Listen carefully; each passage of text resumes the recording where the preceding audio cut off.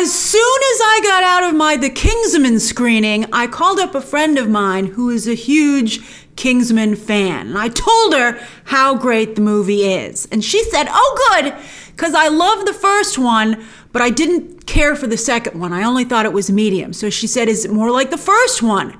And that stopped me dead in my tracks because she made me realize that this new The Kingsman isn't like either of those other films. This is the franchise pivoting. We're going to talk about that. Don't worry, this is the non-spoiler review. And there's stuff to spoil. But, it's not particularly funny. It's not a cheeky take on James Bond. And it's not at all sleek and modern. And that makes me nervous because those are the things that my friend loves about the Kingsman franchise.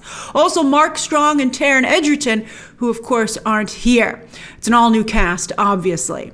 I would say that The King's Man is if Downton Abbey or The Crown were big action movies. Or if Turner Classic Movies and the History Channel came together to make a swashbuckling World War I caper. Now, I loved all those things, so I loved this thing. And I think my friend loves Downton Abbey and The Crown too, so I have hope. And she likes Turner Classic, not as much as I do, but she likes Downton Abbey and The Crown. So I'm hopeful that she's still going to really like this, because it's modern in the terms of the technology and the craftsmanship, how it's able to have all the romanticism and coziness of classic movies, but the amazing camera angles and action sequences of a modern movie. So that's really cool. I'm hoping it'll be like The Greatest Showman and survive on word of mouth. The Greatest Showman was also from Fox, and Disney has inherited some real Fox gems this season. West Side Story, this. And, I had a friend in the industry who used to be at Fox who pointed out that maybe Disney doesn't know how to advertise this type of movie. They're used to advertising things that are part of a big brand. And I thought that was interesting. Although, to be fair, Fox didn't know how to advertise The Greatest Showman. So it's tough to advertise movies, especially when they are unique. When it's a franchise here redefining itself, right? I mean, you can't say, did you like these other movies? Because this is nothing like that. But I'm trying to give you other things. I have a League of Extraordinary Gentlemen reference coming up that I'm very excited about. All right, so anyway, but we're not there quite yet. But in terms of marketing and release, The Kingsman has a unique problem, and that's that it hits theaters exclusively starting December 22nd, which is really bad timing, because that puts it up against Spider-Man and The Matrix, and guess who's taking all the premium screens and just the plain big screens? Those two movies. But The Kingsman deserves to be seen on a big screen, so find the biggest screen that you can and go see this movie in theaters. If all goes well, fingers crossed, I'm hoping, this could do steady business in theaters for weeks, if not months, like Free Guy and Jungle Cruise did, and Jumanji did back in the day, and also The Greatest Showman. The Greatest Showman was a movie that was discovered over weeks and weeks and weeks, and I hope that's the case for The King's Man. For as long as this movie has been in the can, 2 friggin' years, and since we're living in the age of spoilers, it's pretty shocking that this movie still manages to have so many tricks up its sleeve. Although, all the actors are actually listed on the Wikipedia page. Everybody goes to the Wikipedia page. Don't do it! Let yourself be surprised. I mean, I think the thing is that this movie has benefited also from not being on anyone's radar, which is kind of sad, but I hope it gets on people's radar. I hope so. This movie, although the surprises aren't just the cast, the surprises are also the crazy twists and turns of the story. There are things that happen in this movie that are genuinely shocking. I gasped out loud. It was really cool. Because I think the advertising has been maybe not as strong as it can be, but at the same time, it makes for a really great movie-going experience. Oh, it's so difficult to choose, right? Try to avoid spoilers if you can. There's also, speaking of spoilers, one end credit scene at the end of the movie. It's like a mid-credit scene, which is very important. Because The King's Man is definitely setting up not just a sequel, but hopefully multiple sequels. But again, the franchise is shifting. It's going from being a modern, hip James Bond to being the coolest history book you ever read. Oh, I love history. Oh, I love it so much. A lot of people like history, so this could be a good play. Many historical figures come out to play, and I think Matthew Vaughn, who writes and directs here with some help from screenwriter Carl Gadusik, Vaughn strikes the right balance of reverence for history and facts while still willing to bend things enough to make them a lot of fun. right? But you do learn. I learned some stuff. For example, here's one thing. I won't give away everything about it because the way Matthew Vaughn does it is really cool. But this is history, so it's not a spoiler. But I didn't know this until I saw this movie. And that's during World War I.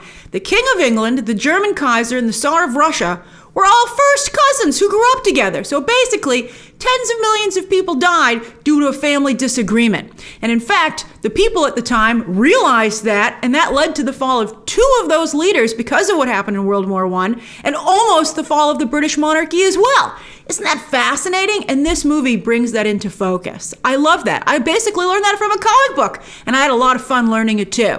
And so on that note, this is probably the closest I've ever seen Hollywood get to a good League of Extraordinary Gentlemen adaptation. Isn't that exciting? Matthew Vaughn should, I mean, it might be too late for that, and people would maybe say it was too much like Kingsman, but he's basically doing League of Extraordinary Gentlemen, but instead of great literary figures, he's doing historical figures from the viewpoint of British history. I love it. And also, speaking of British history, reminds me of what Quentin Tarantino did with Inglourious Bastards and how that played with World War II history. I think Vaughn doesn't play with it as extensively as Tarantino does, but let's see. Let's see where he goes from here. But right? Is this pretty compelling or not? If you don't think this sounds good, you're not going to like this movie. But if you're like, tell me more, go see this movie. I love it. Also, this comes across very much so as an anti-war movie. Quite a compelling one, makes very strong arguments, and the gravity of those arguments, very emotional, I think balances out some of the frivolity that the movie otherwise injects into history. I won't reveal any of the surprise cast members because I was like, no way that person's in this movie. That's awesome. There was one person I thought was in the movie who actually isn't. I was a scooch disappointed. But anyway, let's talk about the actors who are in the ad campaign. So Ralph Fiennes does not try to replace Colin Firth, because who could, right? I'm glad he doesn't try to. Ralph Fiennes' role is much more emotional, and his arc here, his character arc, is really incredible and unusual for Hollywood movies. But he does do a nice job with his action sequences as well. Rhys Ifans is a huge scene stealer, and boy, does he chew that scenery with hilarious gusto.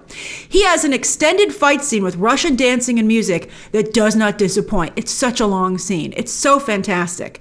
It's really the first big action scene of the film. One of many, so don't worry. Because when the movie first starts, I think for the first 15, 20 minutes, or maybe even a little longer, it's a long movie. There's not that much action, and you're like, wait a minute. But then there's a ton of action. But that first action scene with Rasputin, it's eye-popping. It's so good. I had very high hopes for that, and it did not disappoint. That's why you need to see this movie on a big screen, as the visuals and score are incredible and inspired choices. And when I say visuals, I mean in every conceivable way. Action scenes, camera angles. Ladies and gentlemen, get ready for sword vision. They could have even used that more. I liked that so much. To amazing sets and vistas, not to mention sometimes the movie comes across as a living history book. I liked that a lot. Djimon Hounsou, after years of playing supporting roles, too many years in my opinion, at least here he has a very large supporting role. And when you realize how important his role is for the franchise going forward, it's pretty darn cool. It had such a great reveal at the end. I was like, that's amazing. Harris Dickinson, who I previously saw in FX's Trust, blew me away here. Not just with his range, such a different performance from Trust. It's incredible. It's rare to see an actor have that kind of range. But also the depth of his performance. Wow. And Gemma Arterton has a very commanding presence, which she needs because she's hardly in the movie. In fact, there are hardly any women in this movie, which reflects the time period, where most times, most rooms, and most scenarios were all men. All white men, to be honest with you. And that's the way it was. And this movie, I think, not only portrays that accurately, but comments on it and starts to bring in other players like Gemma Arterton and Djimon Hounsou, through this organization where, this is obviously a much more open-minded organization. But it doesn't rewrite history including them. It shows that they are an exception to the time period, but how exceptional they are. Djimon Hounsou, particularly in the third act, he has very cool action scenes. Very cool action scenes. So again, The Kingsman hits theaters only starting December 22nd. Try not to miss it. I know it's a busy holiday season, but come on, between Christmas and New Year's, you got nothing to do, go see this movie. It's really good. I mean, you're going to watch it eventually on streaming, and then you'll realize that you missed out seeing it in theaters.